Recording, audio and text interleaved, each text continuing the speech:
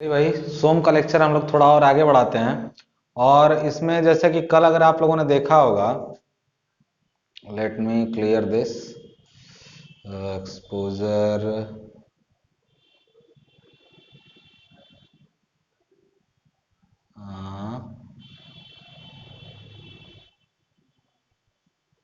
हाँ, कल अगर आप लोगों ने देखा होगा तो हम लोग जो पढ़ रहे थे वो हमने कल आप लोगों को सपोर्ट्स के बारे में बताया था कि अगर किसी भी बीम का आप शियर फोर्स और बेंडिंग मोमेंट डायग्राम खींच रहे हो तो उस दौरान उस बीम में सपोर्ट क्या क्या हो सकते हैं और उन सपोर्ट्स के बेसिस पर उस बीम के टाइप कौन कौन सी हो सकती थी। ये बातें हमने कल वाले लेक्चर में क्लियर कर ली थी। आज देखिए हम लोग पढ़ेंगे कि किसी बीम का अगर कोई भी बीम हो, और हमने अभी देखिए तो खींचा तो किसी भी आ सकता है, लेकिन फिलहाल हम लोग जो डिटर्मिनेट स्ट्रक्चर है, डिटर्मिनेट स्ट्रक्चर में हो जिनमें रिएक्शन ज्यादा से ज्यादा 3 हो। और एक्चुअली मैंने बोला था कि मैं इसके बारे में ज्यादा बात नहीं करूंगा, बाद में बताऊंगा, जब उनके पढ़ाना होगा तो बताऊंगा। फिलहाल जितनी भी बीम्स हम लोग पढ़ने वाले हैं जिन पर शियर फोर्स और बेंडिंग मोमेंट देखना है, वो लोग सारी ही बीम जो है वो डिटर्मिनेट टाइप की बीम होंगी, ठीक है ना। अब ये डिटर्मिनेट क्या है, वो तो स्ट्रक्चर अगर आप पढ़ेंगे, डिप्लोमा में स्ट्रक्चर है नहीं तो ज्यादा आपको जानना नहीं उसके बारे में। बीटेक में है स्ट्रक्चर्स की बुक्स, तो जो लोग बीटेक कर रहे होंगे उनको स्ट्रक्चर में ये चीज पढ़ाई जाएगी, ठीक है। और अब शियर फोर्स और बेंडिंग मोमेंट की बात करेंगे हम लोग, तो सबसे जो ये शियर फोर्स क्या होता है, देखिए सबसे पहले यहाँ पर सब लोग डेफिनेशन जान लें कि शियर फोर्स, क्योंकि डेफिनेशन जानना बहुत जरूरी है। वही है, बस उतने ही से सब कुछ होगा। और जो लोग डेफिनेशन को दरकिनार करके न्यूमेरिकल लगाने के चक्कर में पड़े हैं, तो वो जान लें कि फिर वो लगा लेंगे फिर भूल जाएंगे, फिर लगा लेंगे फिर भूल जाएंगे, फिर क्या किए थे उनको बार बार कंफ्यूजन क्रिएट होगी। तो हम लोग शियर फोर्स की डेफिनेशन बहुत अच्छे से लिखते हैं और फिर समझते हैं कि वो क्या होता है। तो यहाँ पर हमने लिखा शियर फोर्स यानी S F is equal to, मतलब हमने लिखा, देखिए किसी भी काट पर बीम के किसी भी, ये एक बीम है, ये एक बीम है, और बीम के किसी भी सेक्शन पर अगर मान लीजिए ऐसे लोडिंग हुई है, ऐसे लोडिंग इस बीम पर हुई है, और कुछ पॉइंट लोड भी लगे हुए हैं, ऐसे 2 पॉइंट लोड भी हमने लगा दिए। इसके इस काट पर अगर आपको शियर फोर्स चाहिए, जो कि काट कहीं इधर से x दूरी पर है, ध्यान दीजिएगा कि ये बीम पर हमने कोई एक सेक्शन 1 1 लिया है, क्योंकि कल मैंने बताया था ना कि डायग्राम खींचने के लिए बीम के हर सेक्शन पर शियर फोर्स और हर सेक्शन पर बेंडिंग मोमेंट की वैल्यू चाहिए होती है। कहीं पर वो काफी ज्यादा वैल्यू आती है, कहीं पे कम आती है। तो जहां ज्यादा बेंडिंग मोमेंट आएगा वो बीम का टूटने का चांस सबसे ज्यादा वहीं से है, और जहां शियर फोर्स सबसे ज्यादा आएगा बीम के वहां पे कट जाने का चांस सबसे ज्यादा है, ठीक है। तो किसी भी काट पर डेफिनेशन क्या है, शियर फोर्स। देखिए वैसे तो shear force is type of force which have a tendency to slide, मतलब जिसको स्लाइड कराने की टेंडेंसी है जिसके अंदर, वो शियर फोर्स है। But mathematically shear force can be defined as, मतलब मैथमेटिकली मतलब गणितीय रूप से शियर फोर्स की जो परिभाषा है वो क्या है, shear force at a section at a section at a section is algebraic sum algebraic sum algebraic sum of transverse forces transverse transverse forces either either left or right, either left or right side of that section, side of that section। ये आपका हो गया shear force का definition. किसी भी section पर shear force की value जो होती है वो उस सेक्शन के या तो दाएं या तो बाएं तरफ के बलों का बीजगणितीय योग होती है। बीजगणितीय योग का मतलब एक तरफ के बलों को पॉजिटिव और दूसरे तरफ के बलों को नेगेटिव लेना है, ठीक है। अब यहां पर इसी तरीके से बेंडिंग मोमेंट क्या होता है, बेंडिंग मोमेंट, तो बेंडिंग मोमेंट इसी तरीके से एक्स कार्ड पर शियर फोर्स चाहिए तो उसके एक तरफ जितने, किसी एक तरफ आइदर लेफ्ट और राइट, माने या तो लेफ्ट या तो राइट, या अगर लेफ्ट लेनी है तो राइट लेने की जरूरत नहीं है, अगर राइट ले रहे हैं तो लेफ्ट लेने की जरूरत नहीं है। किसी एक तरफ के बलों का अलजेब्रिक सम ही शियर फोर्स होता है, ये चीज याद रखिएगा। इसी तरीके से बेंडिंग मोमेंट, तो bending moment at a section is algebraic sum of moment of transverse forces, moment of transverse forces either left or right side of the section, right side of the section। हमने यहां पर बोला कि shear force केवल बलों का algebraic सम है, जबकि बेंडिंग मोमेंट उन बलों के आघूर्णों का बीजगणितीय सम है। ठीक है ना। यहां पर हमने लिखा कि bending moment at a section is algebraic sum of moment, this one is algebraic sum of transverse forces, algebraic sum of moment of transverse forces.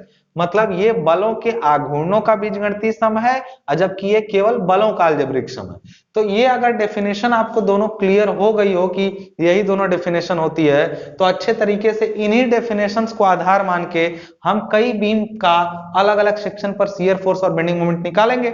अब देखिए, किसी बीम को अगर कोई बीम आपको दे दिया गया क्वेश्चन में, तो आपको उसको शियर फोर्स और बेंडिंग मोमेंट निकालने के दो मुख्य तरीके हैं। पहला तरीका, मतलब मेथड क्या होगा, पहला ये मेथड मैंने बोला कि दो मेथड होंगे। पहला मेथड आपका क्या होगा, पहला मेथड अगर हम लोग कह दें तो उसको कहेंगे पॉइंट मेथड, पॉइंट मेथड, और दूसरा कहेंगे हम लोग section method, section method, section method. बात समझ में आ रही ना। पॉइंट मेथड और सेक्शन मेथड दो मेथड होते हैं किसी भी सेक्शन पर बेंडिंग मोमेंट और शियर फोर्स निकालने के लिए, जिसमें से सबसे बेहतरीन और इलेबोरेटिव मेथड ये होता है। ये टाइम टेकिंग होगा, समय लेवा होगा, और ये जो है वो तेजी से रिजल्ट देगा। लेकिन ये रिजल्ट तो दे देगा आपको, लेकिन इसके लिए कुछ रिजल्ट्स आपको पहले से मालूम होंगे, तभी ये लगाना सही है। ये डिटेल में पहले इसको समझेंगे। देखिए, अभी जो मैं तरीके बताने जाऊंगा, हो सकता है कि आपको थोड़ा सा लगे कि सर आप लंबा पढ़ा रहे हैं। मैं किसी भी न्यूमेरिकल को एक बार समझने का तरीका बताऊंगा, फिर एग्जाम में कैसे करना है कि जल्दी हो वो तरीका भी बताऊंगा। लेकिन दोनों ही केसेस में पहले आपको बेसिक चीजें समझनी पड़ेंगी, उसके बाद जिनको जल्दीबाजी है वीडियो छोड़ के निकले। जल्दीबाजी कुछ नहीं, वो भी जल्दीबाजी है, और वो इतना बेस्ट है क्योंकि उसके बिना ये काम नहीं आएगा। देखिए, ये अगर आप लेंगे तो डिप्लोमा तक काम करेगा, लेकिन अगर आप इसको पढ़ लेते हैं तो ये दोनों में काम करेगा। तो आगे कहीं भी किसी भी लेवल पे चले जाएंगे तो ये मेथड आपके काम आने वाला है। तो पहले हम लोग इसको सीखेंगे सेक्शन मेथड को, उसके बाद पॉइंट मेथड पर आएंगे, तब आपका काम होगा। ठीक है। तो आपको परिभाषा सबसे पहले क्लियर हो जानी चाहिए कि किसी भी जगह पर शियर फोर्स की वैल्यू उसके किसी भी एक तरफ के बलों का अलजेब्रिक सम लेना है, और इसी तरीके से। तो एक चीज ध्यान रखिएगा, अलजेब्रिक सम में हम लोग एक चीज और यहीं पर समझ लेंगे कि अलजेब्रिक सम लेना है तो फिर हमें साइन कन्वेंशन लेना पड़ेगा। अब साइन कन्वेंशन क्या होता है, साइन कन्वेंशन का मतलब होता है चिन्ह परिपाटी। अगर कोई सेक्शन आपने यहां चूज किया है, सपोज ये आपका कोई सेक्शन है, उस सेक्शन के अगर आप राइट साइड रहेंगे ना, तो हमेशा हमेशा का मतलब आप जो चाहे ले सकते हैं, लेकिन जब हम लोग न्यूमेरिकल लगाएंगे तो यही लीजिएगा।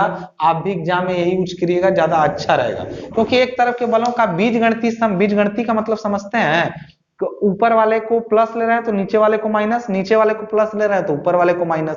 लेकिन एक तरफ के लिए अगर इस तरफ आप हैं, राइट साइड में है सेक्शन के, तो ऊपर वाले को प्लस ले लीजिएगा और नीचे वाले को माइनस ले लीजिएगा। लेकिन अगर आप लेफ्ट साइड में रहेंगे तो आपको उल्टा करना पड़ेगा। अगर आपने ऐसा लिया है तो इधर ऊपर वाले को माइनस और नीचे वाले को प्लस लेना पड़ेगा। ये चीज जान लीजिए। ये आपका सेक्शन है एक्स एक्स, इस सेक्शन के एक तरफ आपको ऐसा लेना पड़ेगा, दूसरे तरफ ये किसके लिए है, ये शियर फोर्स के लिए है। शियर फोर्स के लिए आप अपना ये परिभाषा यूज करेंगे। ठीक है। जबकि शियर फोर्स तो केवल बल होता है, बल या तो अपवर्ड होगा या तो डाउनवर्ड होगा, ऐसा ही तो होगा। अभी कई बार बल क्षैतिज भी लगते हैं तो उसका कंपोनेंट काम करता है, तो उसके बारे में हम बात नहीं कर रहे हैं। हम सिंपली बल या तो ऊपर होगा या तो नीचे होगा। ऊपर के केस में प्लस लेना है इधर वाले में, लेकिन इधर ऊपर लिए तो माइनस लेना पड़ेगा। देखिए, ऊपर वाले को इधर माइनस, तो हमेशा हम लोग जो न्यूमेरिकल लगाएंगे ना, उधर से लगाते हुए आएंगे, बेटर लगता है ज्यादातर केसेस में। आप जो चाहे कर सकते हैं, इधर से भी लगा सकते हैं, लेकिन मैं ज्यादातर उधर से लगाता हुआ आऊंगा। बताऊंगा, धीरे धीरे चीजें आएंगी। ये चैप्टर थोड़ा लंबा है, पेशेंस बना के पढ़ना पड़ता है। तो इधर वाले को प्लस ले आऊं, इधर वाले को माइनस। ये किसके लिए है, शियर फोर्स के लिए साइन कन्वेंशन है, यानी चिन्ह बनाना शियर फोर्स के लिए। जबकि अगर इसी तरीके से कोई सेक्शन होता है जिस पर बेंडिंग मोमेंट भी बनाना होता, तो बेंडिंग मोमेंट के केस में ये चीज जान लीजिए कैसे। अगर यहां पर अगर इस मतलब राइट साइड में है और बेंडिंग मोमेंट जो है वो एंटी क्लॉकवाइज है तो उसको प्लस, और अगर वो क्लॉकवाइज है तो उसको माइनस लेना है। जबकि इस डायरेक्शन में क्लॉकवाइज को प्लस और एंटी क्लॉकवाइज को माइनस लेना है। उधर एंटी क्लॉकवाइज वाला प्लस है जबकि इधर एंटी क्लॉकवाइज वाला माइनस है। इधर ऐसा सीन, तो चाहे आप साइन याद करिए, इसके लिए तो दोस्त साइन याद करना, लेकिन इसके लिए साइन वाला मुझे अच्छा नहीं लगता है। मैं आपको बता दूं कि किसी भी बीम का अगर आप ये यहां इसको समझिएगा, ऐसा कब होगा, अगर कोई बीम इस टाइप से ऐसे झुकी हुई है, मान लीजिए ये कोई बीम आपकी है और ये बीम पर यहां पर देखिए इस सेक्शन पर अगर लेना है और इसके एक तरफ इधर बल लगा हुआ है, एक तरफ इधर बल लगा हुआ है, तो ये रिएक्शन क्या है, अपवर्ड फोर्सेज हैं। ये दोनों जो लगे हैं बीम जिस पर रखी गई है, अगर ये दोनों नहीं होते ना तो बीम नीचे चली जाती। तो ये दोनों ऊपर फोर्स लगा के बीम को रोके हुए हैं दोनों रिएक्शन, और ये जो दोनों है वो दोनों नीचे फोर्स लगा के बीम को दबा रहे हैं, और दोनों के स्थिति में संतुलन में ये रुका हुआ है। संतुलन का मतलब ये बीम ना नीचे जा रही है ना तो ये बीम ऊपर जा रही है। उस केस में हमेशा ध्यान दीजिएगा, इस बल के कारण देखिए, अगर इसको शियर फोर्स लेते ना तो इसको प्लस लेते, इसको माइनस लेते हैं। इस सेक्शन के एक तरफ दो बल है, एक ये ऊपर एक नीचे, तो ये लेंगे प्लस ये लेंगे माइनस। ये मान लीजिए अगर 20 है और ये 10 है तो शियर फोर्स 20 प्लस होगा माइनस 10, यानी प्लस 10 का शियर फोर्स होगा इस सेक्शन पे। ये आसान हो गया। लेकिन जब मोमेंट लेना पड़ता तो इन बलों का मोमेंट लेते हैं इस सेक्शन पे, तो बताइए ये बल यहां से कितनी दूरी पर है, तो इसका मोमेंट ऐसे जाता ना इस पर, और ये वाला जो नीचे लगा है इसका मोमेंट ऐसे जाता ना, तो देखिए ये 20 वाले का मोमेंट ऐसे इधर जा रहा है, देखिए ये वाला हिसाब बन रहा है, तो ये प्लस हो गया, और ये जो इधर जा रहा है ये माइनस हो गया। साइन के हिसाब से तो ये प्लस माइनस आपको समझ में आया, ये नीचे ये ऊपर, लेकिन इनको साइन के हिसाब से मत समझिएगा। कैसे, देखिए कैसे समझना है, यहां पे ध्यान दीजिएगा। अगर कोई बीम ऐसी है दोस्त यहाँ पे, ठीक है, वही वाली बीम मैं बना रहा हूं, इस पर एक लोड यहां लगा है, एक लोड यहां लगा है, तो हमेशा ध्यान रखिएगा, अगर हम इस बल को हटा करके सोचें तो ये बल क्या कर रहा है, ये बल जो करता है कोई भी बीम का, देखिए इस टाइप से मुड़ना, नीचे की तरफ ऐसे मुड़ना, ऐसे नीचे की तरफ, उसकी क्या कहलाता है, सैगिंग कहलाता है, इसको कहते हैं सैगिंग। और उसका ऊपर की तरफ ये जो पीठ है ना बीम की, पीठ मतलब ये जो इसका उभार है, कन्वेक्सिटी है, इसको कहेंगे कन्वेक्सिटी।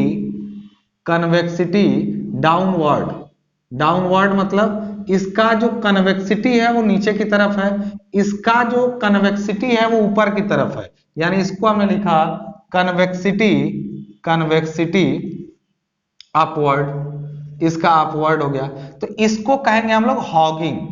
यानी अगर बीम उठ करके ऐसे उसका उभार ऊपर गया है तो हॉगिंग हुई है, और नीचे गया है तो सैगिंग हुई है।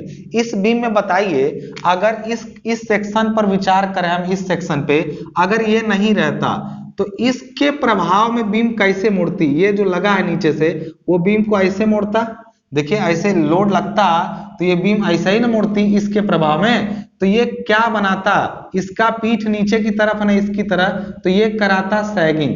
और एक चीज जान लीजिए, अगर कोई बीम ऐसे सैगिंग कर रही है, ऐसे सैगिंग कर रही है, अगर मैं इसका ऐसे बनाऊं तो ये स्माइली क्या कर रही है, ये बना रहा है किसको, एक पॉजिटिव पर्सन को दिखा रहा है। तो देखिए जब भी सैगिंग होती है ना तो ये एक पॉजिटिविटी को दिखाता है और एक पॉजिटिव बेंडिंग मोमेंट क्रिएट करता है, जबकि ये जो हॉगिंग है, हॉगिंग एक नेगेटिविटी को क्रिएट करती है। देखिए ये नेगेटिव पर्सन है, ये नेगेटिविटी को क्रिएट किया, तो यानी एक चीज जान लीजिएगा, ये आपकी जो सैगिंग है, सैगिंग वो नेगेटिव बेंडिंग मोमेंट देता है, और हॉगिंग जो है वो नेगेटिव बेंडिंग मोमेंट देता है। ये वाला किसका निशान है, ये हॉगिंग का है ना, तो ये हॉगिंग हो गई, और ये जो स्माइली बना रहा है वो सैगिंग का हो गया। तो सैगिंग हमेशा पॉजिटिव ले जाती है, हॉगिंग हमेशा नेगेटिव। अब बात करते हैं इस बीम की। बीम में जो ये साइन ऐसे ऊपर की तरफ उठा है, तो इसको अगर ऐसे बनाएंगे तो देखिए ये कौन सा स्माइली कौन सा बना रहा है बताइए, ये बीम के अंदर ये जो घेरा है, देखिए ध्यान से, बीम के ऊपर उठने के कारण, ऐसे बीम ऊपर उठी तो ये स्माइली कैसा बनाया, तो कहेंगे ये पॉजिटिव। माने ये वाला जो लग रहा था, देखिए यहां पर जो ये लग रहा था ये पॉजिटिव क्यों हुआ था, देखिए ये ऐसे वाला है तो इसलिए वो पॉजिटिव है। अब केस में अगर हम लोग देखते हैं इसी तरीके से, अगर इसी बीम में ये बीम ऐसे ना जा करके कैसे, देखिए ऐसे हुआ होता, अगर ऐसे हुआ होता कि ये बीम ऐसे थी आपकी पूरी, यहां पर लोड लगा हुआ था, यहां पर लोड लगा हुआ था। अब अगर हम लोग इसका असर देखें, इसको हटा दें नीचे वाले को, केवल इसका असर देखें तो ये बीम को कैसे ले जाता, ये ऐसे नीचे झुकाता बीम को, और ये ऐसा अगर सोचते इसको तो ये क्या क्रिएट करता, ये निगेटिविटी क्रिएट कर रहा है। ये निगेटिविटी नहीं क्रिएट कर रहा, देखिए ये बीम में, देखिए ऐसे, ये ऐसे बीम को झुकाया है, ये एक निगेटिविटी क्रिएट कर रहा है यहाँ पे, यानी ये वाला साइन है, यानी उभार ऊपर की तरफ है, उभार ऊपर की तरफ है, यानी ये कन्वेक्सिटी अपवर्ड है, और ये क्या हो रहा है, हॉगिंग, यानी हो रही है निगेटिविटी, ये हो रही है सैगिंग। तो ये वाला जो किनारे पर लगा था रिएक्शन वो सैगिंग करा रहा था, और इस केस में देखिए, अच्छा किनारे वाला जो, अच्छा ये वाला देखिए कैसा होगा, जो इसको बीम को ऐसे झुका रहा है वो इस टाइम कैसा है, क्लॉकवाइज है क्या, इस सेक्शन पर ये क्लॉकवाइज मोमेंट क्रिएट कर रहा है। तो देखिए ये वाला जो है क्लॉकवाइज हुआ तो ये निगेटिव है भी निगेटिव। अब यहां पर देखिएगा बीम को अगर इस डायरेक्शन से सोचेंगे, काट के इस तरफ चले आए, मतलब काट के इस तरफ, देखिए ये वाला कैसा है, देखिए ये वाला काट के इस तरफ है, तो इस तरफ में ऐसे घुमा है तो बीम कैसे मुड़ेगी, ऐसे। फिर से देखिए कन्वेक्सिटी अगर पर ध्यान देंगे अगर आप इस सेक्शन पे, तो देखिए काट के इस तरफ क्लॉकवाइज वाला पॉजिटिव लिया गया है, क्लॉकवाइज वाला पॉजिटिव, क्यों, क्योंकि असल में देखिए सेक्शन के इस तरफ इधर वाला पॉजिटिव, सेक्शन के इस तरफ इधर वाला, हालांकि ये एंटी क्लॉकवाइज है, ये क्लॉकवाइज है, लेकिन ये कह सकते हैं कि दोनों सैगिंग है। तो हमेशा चाहे सेक्शन के आप इस तरफ रहें चाहे इस तरफ रहें, अगर सैगिंग करा रहा है तो पॉजिटिव, अगर हॉगिंग करा रहा है तो निगेटिव। ये क्लॉकवाइज एंटी क्लॉकवाइज याद कर सकते हैं तो कर लीजिए, या फिर सैगिंग करा रहा है तो पॉजिटिव लीजिए और हॉगिंग करा रहा है तो निगेटिव लीजिए, इस चीज का ध्यान रखिएगा। तो चाहे देखिए इधर वाला ये रिएक्शन भले ही कैसा था सेक्शन के अबाउट, ये एंटी क्लॉकवाइज था लेकिन करा रहा था सैगिंग, बीम में सैगिंग, इधर वाला भी करा रहा था सैगिंग, भले ही वो क्लॉकवाइज था लेकिन करा रहा था सैगिंग। तो ये जान लीजिए एक होता है सैगिंग मोमेंट, एक होता है हॉगिंग मोमेंट। तो बीम सेक्शन के इस तरफ ये वाला सैगिंग है और इस तरफ ये वाला सैगिंग है, भले ये वाला एंटी क्लॉकवाइज या क्लॉकवाइज है। तो चाहे आप इसको याद रखिए चाहे आप सैगिंग हॉगिंग याद करिए। जिनको ये बात नहीं समझ में आई तो चिंता मत करें, अभी आएगा क्वेश्चन लगाते समय तो चीजें बहुत क्लियर होगी। हमेशा ध्यान रखिएगा सैगिंग मोमेंट को मैं पॉजिटिव लूंगा और हॉगिंग मोमेंट को मैं नेगेटिव लूंगा, क्यों, क्योंकि सैगिंग ये है और हॉगिंग ये है, ये याद रखिएगा। अगर आपने ये समझ लिया सब कुछ तो चलिए अब लगाते हैं, क्योंकि देखिए ये चैप्टर ना बहुत धीरे धीरे आराम से एक एक चीजों को मैं समझा रहा हूं, जिनको कुछ नहीं आता है उनको भी समझ में ये चैप्टर आ जाएगा, ठीक है। अब देखिए जरा यहाँ ध्यान से आगे क्या होता है, आगे देखिए। अब कुछ लोग ऐसे भी हैं भाई जिनके कमेंट आते हैं कि सर जो है आप बहुत ये कर रहे हैं, देर कर रहे हैं, आपसे बहुत उम्मीदें हैं। तो उम्मीदें पालिए अच्छी बात है, लेकिन मेरे ऊपर रहम भी किया कीजिए, कोई दिक्कत नहीं है। कुछ लोग कह रहे थे कि आप पर भरोसा था तोड़ दिए, भाई साहब मैं बहुत डिप्रेस्ड हूँ, ठीक है ना, 3-3 4-4 सब्जेक्ट चल रहे हैं, ऑफलाइन क्लास भी है, मैं कैसे कर रहा हूँ मैं जानता हूँ, ठीक है।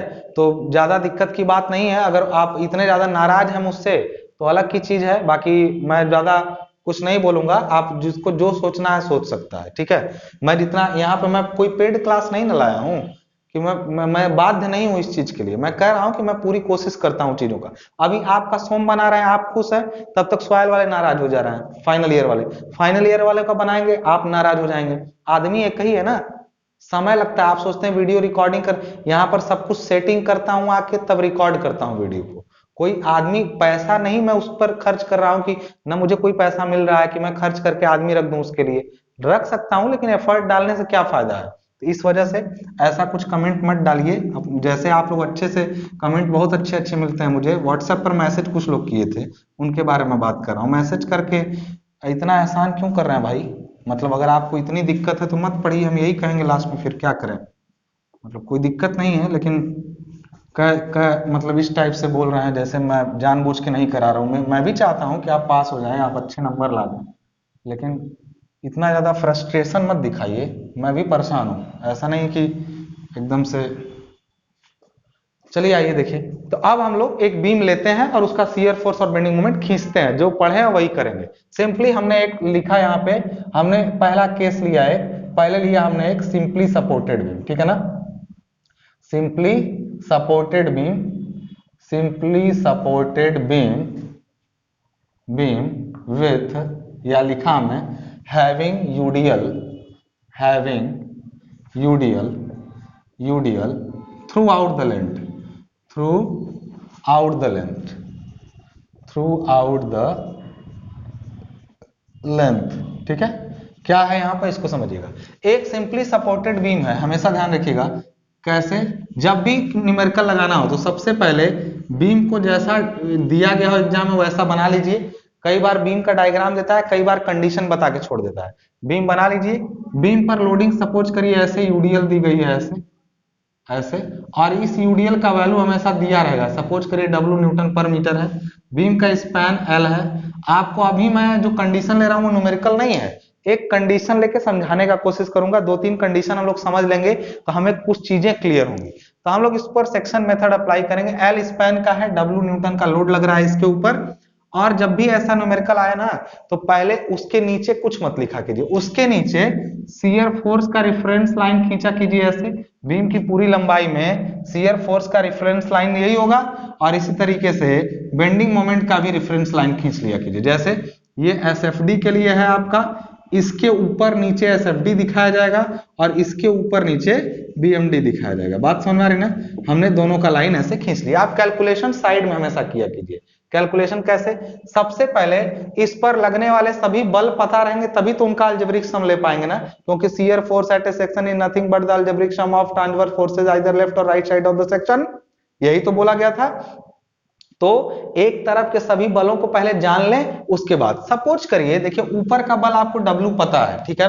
ऊपर का बल W पता है कि 1 मीटर पर W न्यूटन आ रहा है। तो हम लोग मान लेते हैं कि पूरा लोड जो होगा वो कितना होगा, L मीटर पर लगा है। 1 मीटर पर 2 किलो न्यूटन, 6 मीटर की बीम होगी तो 2 6 12। इसी तरीके से W अगर पर मीटर है, L मीटर पर लगा हो तो टोटल लोड WL होगा। तो एक चीज जान लीजिए, अगर ये ना पता हो कि नीचे से ये लोड कितना है RA, RA का मतलब ये बीम का पॉइंट मान लीजिए A, ये बीम का पॉइंट मान लीजिए B। बात समझ में आ रही ना। इससे आपको क्या सिद्ध करना है, हमेशा ध्यान दीजिएगा। RA जो होता है वो रिएक्शन एट A होता है, और RB जो होता है वो रिएक्शन एट B होता है। बात समझ में आ रही ना। इसका अर्थ है कि B पर नीचे से जो बल लगा रहा है वो प्रतिक्रिया बल वो RB है, और नीचे से प्रतिक्रिया बल RA है। तो पहले तो इन बलों को जानना जरूरी है, बिकॉज अगर आप फोर्स को नहीं जान रहे हैं तो फिर अलजेब्रिक सम उनका ले ही नहीं पाएंगे। तो लेट अस टेक कि let us take the condition of static equilibrium. जैसे कोई बीम है, अगर जानना हो कि उसके ये दो अननोन कितने कितने आ रहे आरबी, तो वैसे तो दिख रहा है यार आधा लोड ये संभालेगा आधा, लेकिन कई बार लोड ना एक तरफा लगने लगता है, ऐसे लगने रहता है, तो फिर प्रॉब्लम होती है। लेकिन हम लोग इन कंडीशंस को भी देख लेंगे ताकि उसको निकालने में आसानी हो। जब भी आपको रिएक्शंस ना मालूम हो और आपको पता करना, जैसे मान लीजिए ये एक बीम है, इस पर ऐसे रिएक्शन है और आपका लोड यहाँ पे लग गया, तो बता सकते हैं कि ये अगर W होगा तो what will be value of this reaction and this reaction. दोनों बराबर बराबर नहीं झेलेंगे, ये ज्यादा झेलेगा ये कम झेलेगा, क्योंकि ये बीच से किनारे की तरफ लगा है। बात समझ में आ रही ना। तो इसके लिए आपको सबसे पहले तरीका सीखना पड़ेगा कि what is the method of calculating reactions either side of the section. तो let us understand what the method of calculating reaction. सबसे पहले आपको यहां पे ये देखना पड़ेगा कि क्या ये बीम रुकी हुई है। तो सबसे पहले हमने इसको सॉल्यूशन में, जब इसका हम इसका लिखेंगे व्हाट इज द सॉल्यूशन, तो सॉल्यूशन में सबसे पहले हम लिखेंगे पहला कि रिएक्शंस। रिएक्शंस का मतलब कि let us calculate the reactions.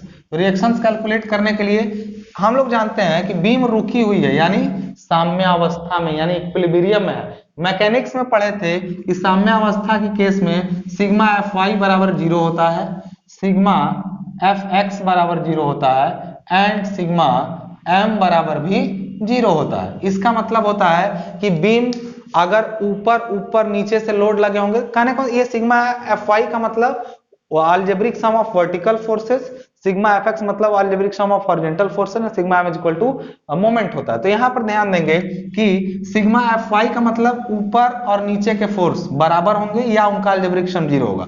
तो सबसे पहले ये तीन होते हैं रिएक्शंस के लिए, तो आपको ये तीनों नहीं लगाने हैं क्योंकि x डायरेक्शन में कोई फोर्स लगता ही नहीं है। तो जब भी रिएक्शन कैलकुलेट करने होते हैं तो हमें ये दो, एक सिग्मा Fy और एक मोमेंट, दो इक्वेशन मालूम रहेंगे तो काम हो जाएगा। क्योंकि दो अननोन है तो दो इक्वेशन चाहिए। जैसे एक्स वाई निकालना होता था तो जो दो समीकरण होते थे तो एक्स भी निकल जाता था, वाई भी।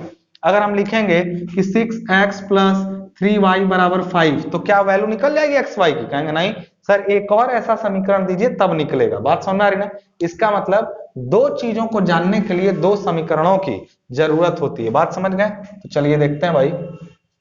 सबसे पहले सिग्मा Fy को जीरो किया, इसका मतलब हुआ सिग्मा Fy को जीरो करने का मतलब कि इसका मतलब Ra इधर से लग रहा है प्लस Rb इधर से लग रहा है, ऊपर से जो लोड लग रहा है वो कितना लग रहा है? तो आप इसको करेंगे, देखिए Ra प्लस Rb जो लगे ऐसे, और ऊपर से लगा कौन? माइनस। देखिए Ra को प्लस में लिया, Rb को प्लस में लिया, ऊपर से लगने वाला है W इंटू एल और बराबर क्या कर दिए? 0।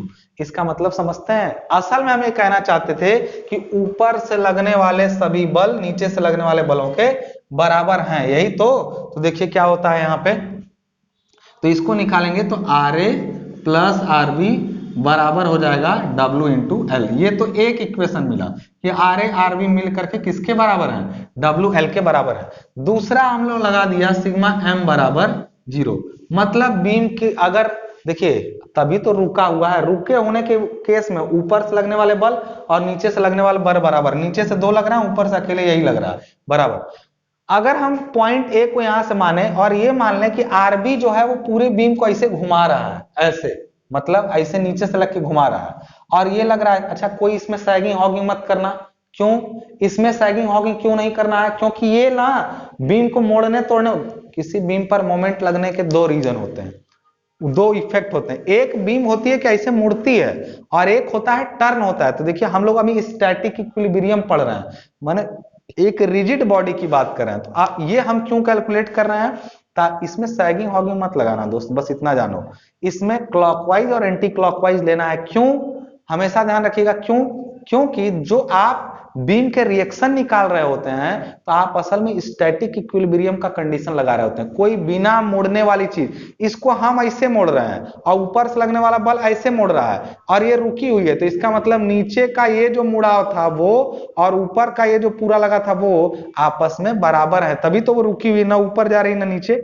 इस पर इस जगह पर मोमेंट लेंगे तो नीचे आरबी इसको ऐसे मोड़ रहा है, देखिए ऐसे मोमेंट दे रहा है, तभी तो इस पर घूम रही है। तो आर ए पॉइंट पर मोमेंट जो आरबी इंटू एल होगा और जो ये ऊपर से लगा वो ऐसे मोड़ रहा है, दोनों नहीं मोड़ पा रहे हैं, बीम रुकी हुई है, मतलब नीचे से लगने वाला मोमेंट बराबर ऊपर से लगने वाला मोमेंट। मतलब सिग्मा एम बराबर जब 0 करेंगे तो आर ए इस पॉइंट पर, आर ए उसी जगह पे, अगर हम लोग ना इसको यहीं से मोड़ के यहीं पर बल लगाए ना तो ये मुड़ेगा नहीं।